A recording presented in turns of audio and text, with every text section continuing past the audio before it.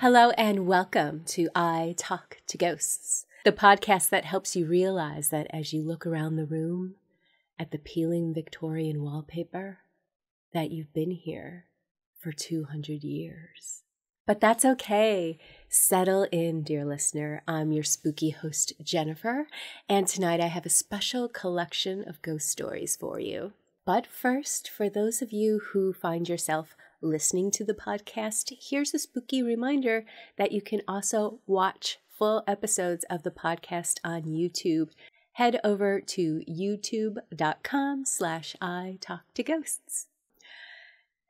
Now, for tonight's terrifying topic, haunted dolls. Why did I do it? But don't run away screaming into the night. Stick around for a new spirit reading I have to share with you with my next guest. And tonight I have a special new segment. I will be giving a short spirit reading for the podcast listeners. Will it be a connection for you or someone you know?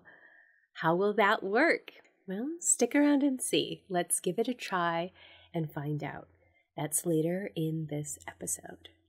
But for now, light some candles. Make sure your attic door is braced shut. Here come the ghosts.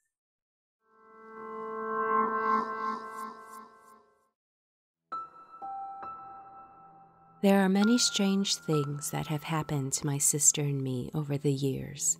This story happened when my sister was around 7 years old and I was 9 years old. My sister had a friend over named Marnie to spend the night. My sister and I shared a room, so the three of us were playing with our Barbies, and it was around 8 p.m. on a Friday night. It also happened to be a full moon. We were bored playing with our Barbies, so we turned to our next favorite thing, to take turns telling ghost stories. Marnie had gone to an all-girls Catholic school the year before, and her teacher was a nun. Marnie says the nun told her class the following story.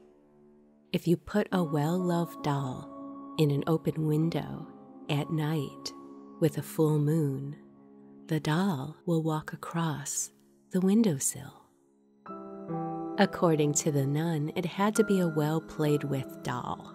My sister had an older Barbie she had had for several years, so we decided to try this out since it happened to be a full moon. We opened the curtain window and put the Barbie doll and her stand on the far left side of the window ledge. The curtain happened to be a heavy fabric, so part of the Barbie was behind it, even though the curtain was open. We watched for a while and nothing happened. And we got tired of telling ghost stories and started playing with our dolls again. My back was to the open window. However, my sister was looking towards the window, and she gasped, "It's moving." Marnie was turned away and did not move quickly enough to see. However, I did. The Barbie leaned forward from her stand behind the curtain so we could see her head and the top half of her torso. She then took several steps, releasing herself from the metal stand, tottered, and then fell from the window. We screamed and ran from the room at that point. When we returned, we saw the Barbie doll on the floor. She was no longer moving. My mother, of course, did not believe us. She helped us pick up our dolls, and then we all went to sleep without further incident. My sister, to this day, does not like dolls. However, I'm a doll collector of, you guessed it, Barbie dolls. I can honestly say I have never had anything happen like this with any of the dolls I collect. However, I will never put any type of doll in a window on a night of the full moon.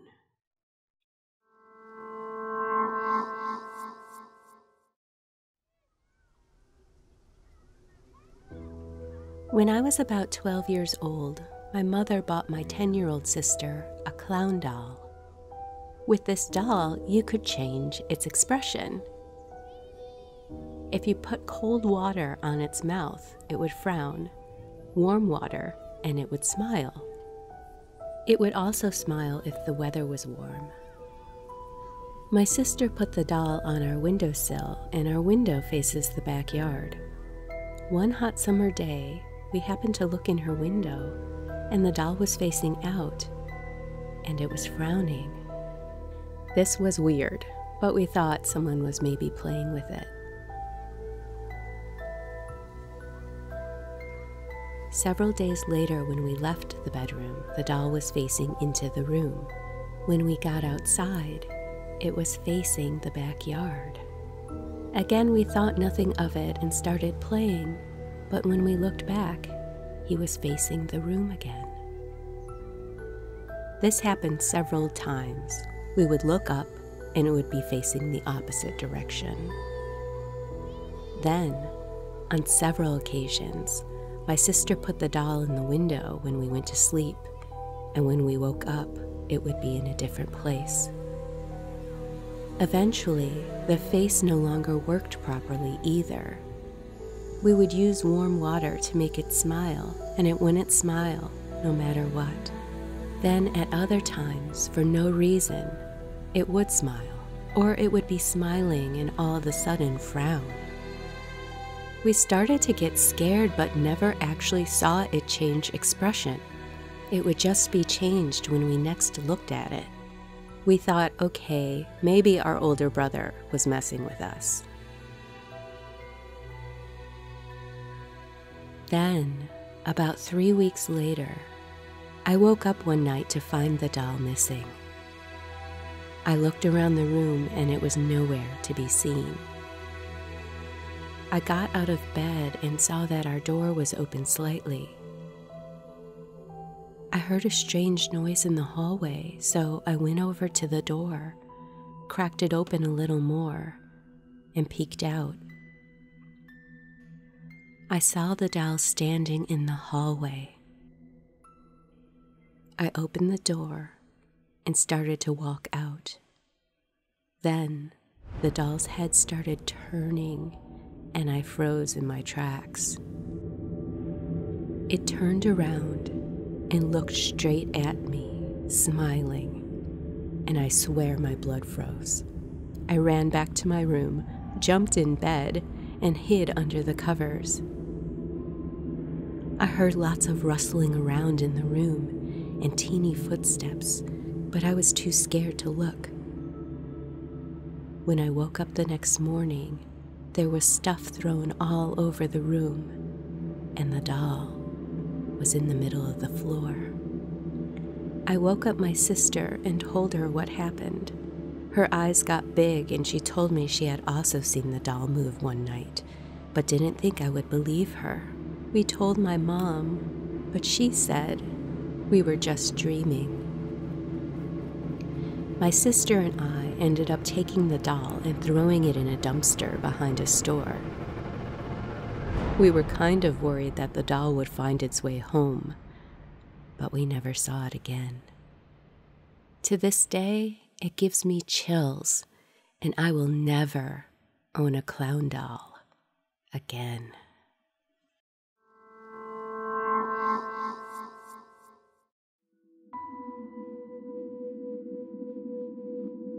My great aunt traveled around the world and brought wonderful souvenirs for us.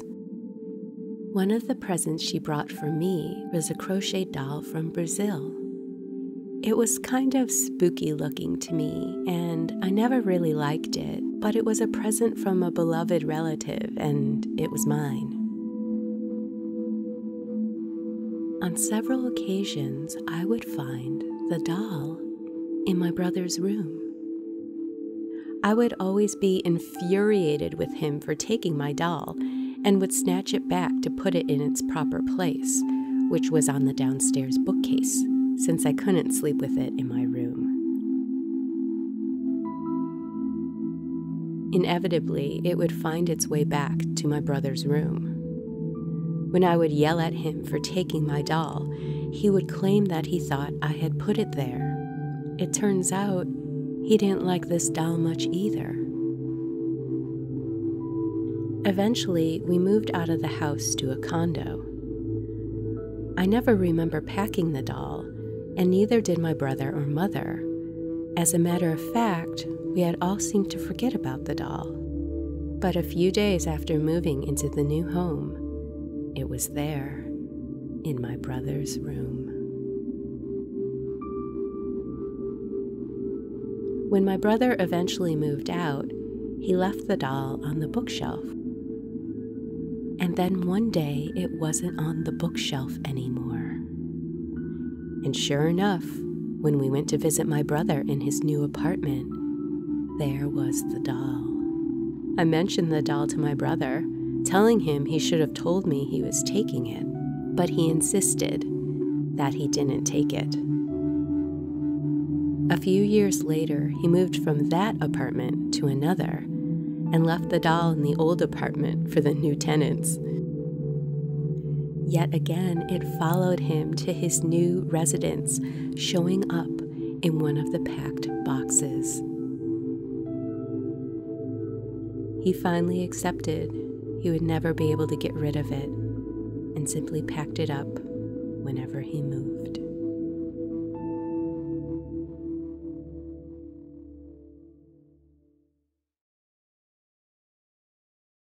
Are you enjoying your ghostly visit? If so, please follow, like, comment, and share. The ghosts may be talkative, but they are lousy at marketing, so every click helps.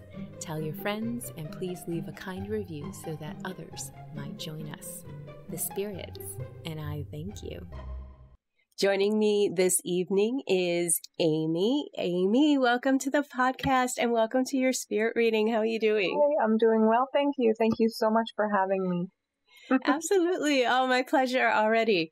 So I was going to ask you if you've ever had a medium reading before, but I'm already getting the sense that you have this mysticism vibe to you. So I wouldn't be surprised if you've already explored other topics, that fringe off of mediumship or just anything of an esoteric nature to begin with. Do you find that to be true? I do astrology readings myself, so that's that's probably what you're getting. Yes. Well, I have my, series of notes, my spoilers here.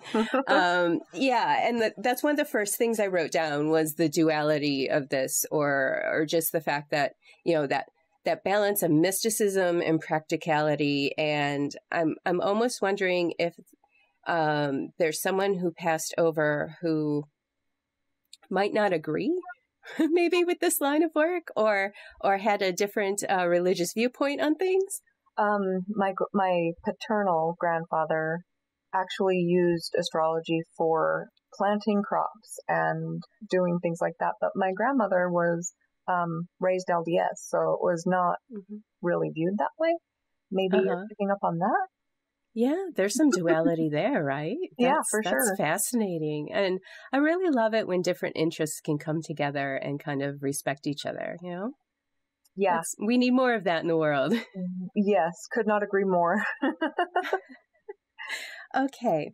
These were the impressions I was getting. I was getting the impression of an older woman, but I was also getting the impression of more of a friendship vibe, like more of a peer, someone that you were closer to. It feels like closer to in age, but it could just be the relationship that you really felt like they were a friend and they offered a lot of friendship to you. Yeah.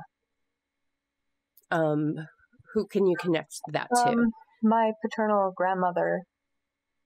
She actually, sorry, this is going to be rough. Her birthday was yesterday. Okay. And she passed this year, the day after my birthday.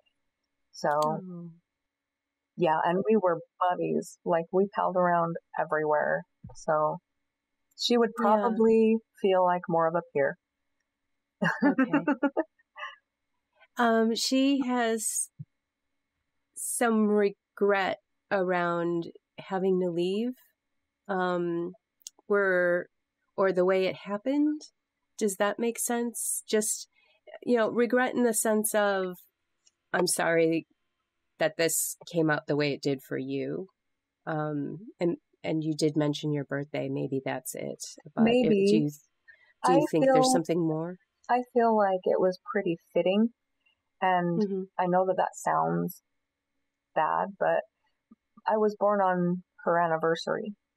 And my grandpa had passed several years prior, and I felt like she did hold on because of that. She didn't want to go that day.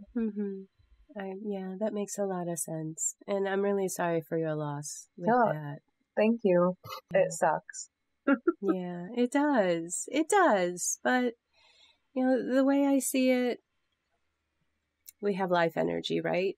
And that the form may change, but the essence of it doesn't, and it's just hard when we lose someone here on this physical plane, but that doesn't mean we lose them entirely, right. If that makes sense. It absolutely makes sense.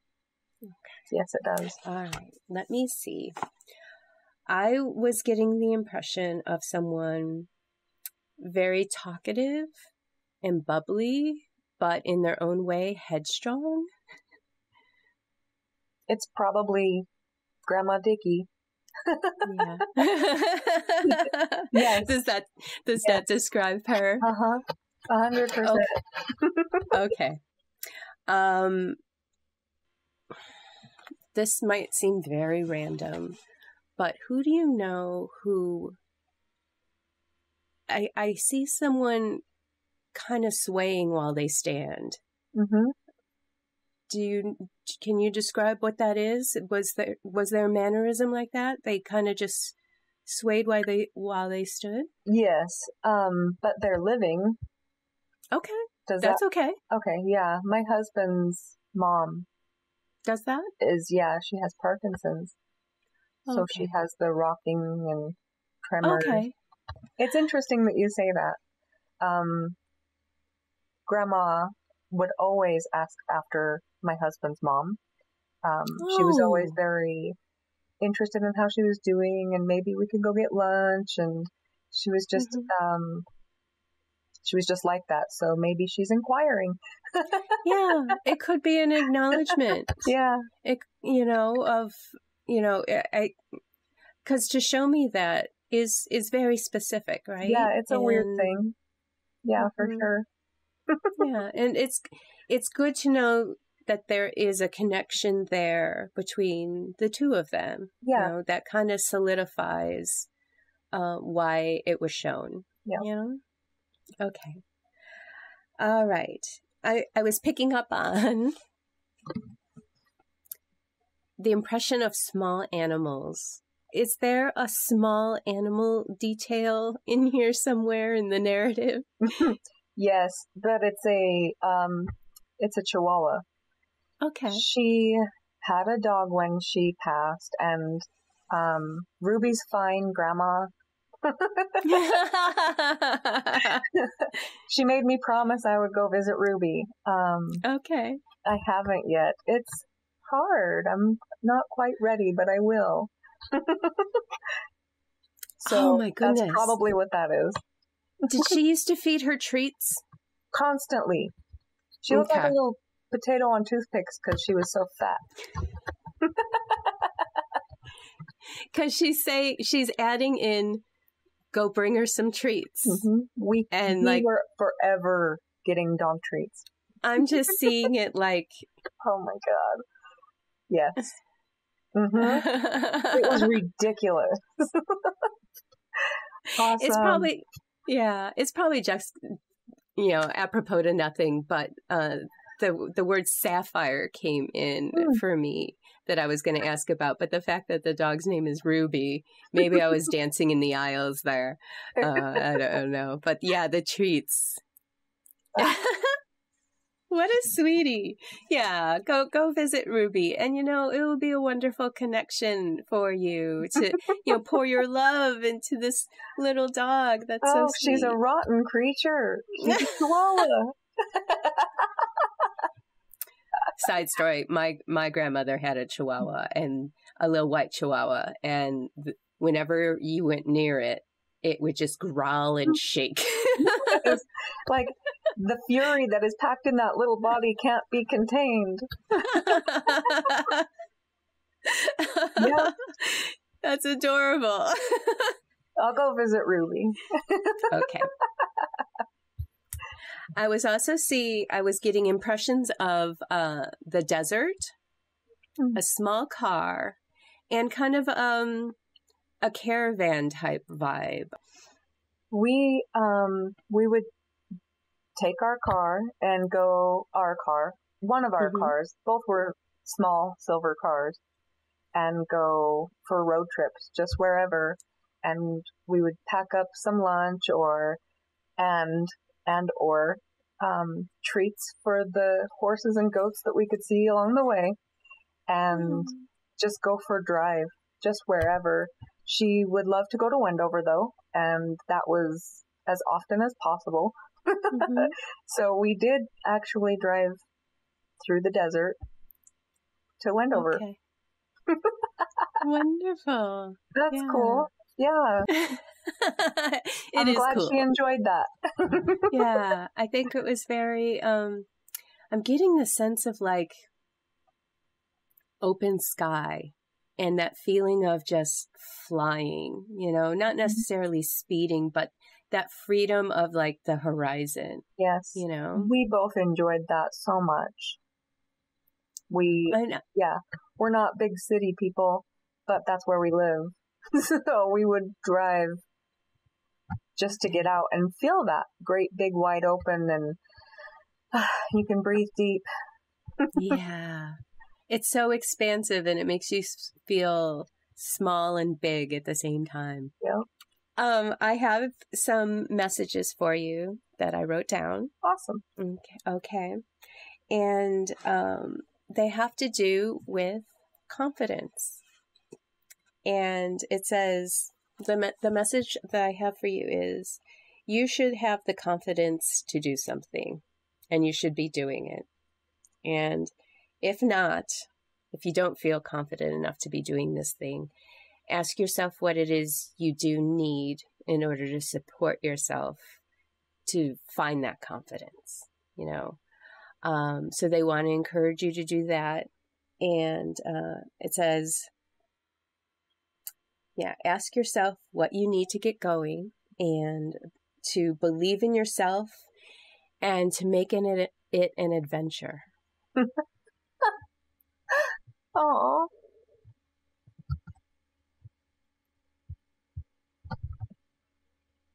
Yeah. Sorry. Oh, good.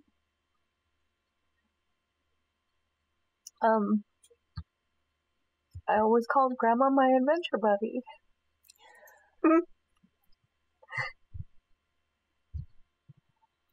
That is that's very, very sweet. Anytime we had something to do, I used to take her to doctor's appointments, and we would go on an adventure before, so that it would be an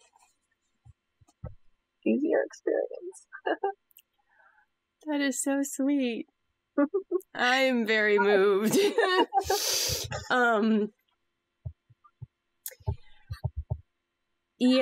I was getting this sense of, don't forget to play. Don't forget to have an adventure. Yep. Make it an adventure. And I think that is where you can find your confidence. Thank you. You are very welcome. Would you like to receive a free spirit reading with me? Enter for your chance at italktoghosts.com/guest. Each week, I'll randomly select a name from the list to be a guest on the show. Together, we will talk to the spirits who wish to communicate with you, and our session will be featured on a future episode of I Talk to Ghosts. The spirits are waiting. Enter now at italktoghosts.com/guest.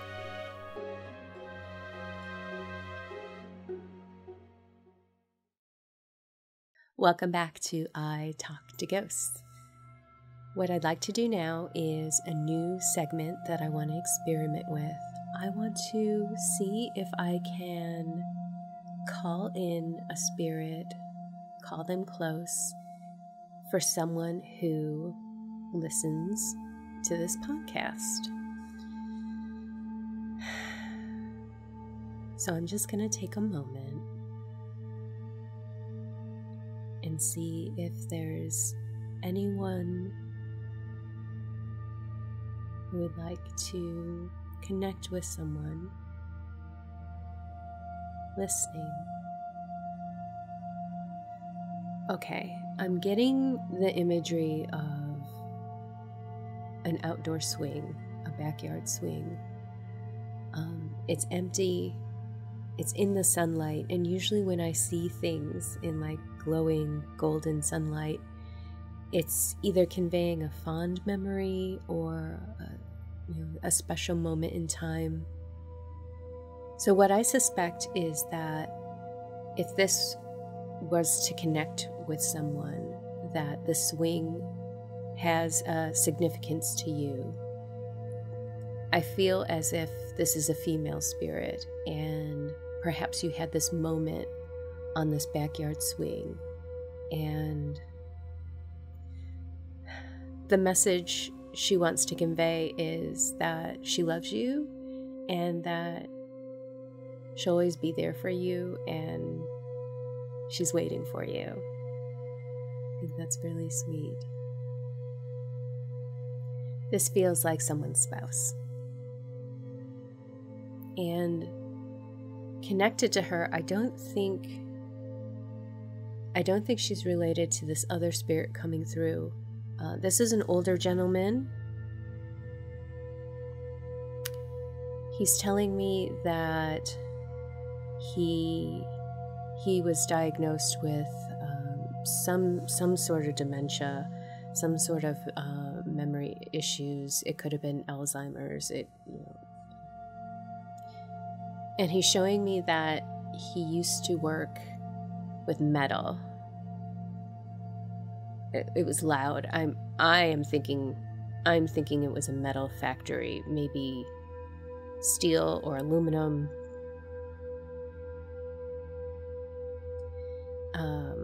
Strong hands. And his message is that he wants to offer encouragement. He wants to offer you strength to keep going, and says that you're very talented and special, and that your gift, what you contribute, affects people's lives, and he wants to encourage you to keep doing that. Yeah. Wow. I'm going to leave it at that. So if this is a reading that connects with you, I do feel like it's for the same person, but I could be wrong. If you feel like these messages connect to you very specifically, then let me know. I'm intrigued to find that out. And I would love to know that this was a connection for someone. I love offering content that genuinely moves people and connects us all together. So thank you so much for indulging me and letting me try that out tonight. I hope you've enjoyed this episode of I Talk to Ghosts. I love sharing stories with you. I love sharing readings with you. I love sharing my own experiences as well. Let me know what you think of that mini spirit reading, and if it's something that connects specifically with you, and if you'd like me to continue on with this portion because a future segment might be for you. And also, while you're online, like, share, subscribe to this podcast, because those things really help the show. I can't emphasize that enough. And also, positive feedback is nothing but encouraging, right? And with that, dear listener, we've reached the end of this episode of I Talk to Ghosts. And just remember, wherever you wander off to in this world or the next, come back and visit me. Have a lovely evening and good night.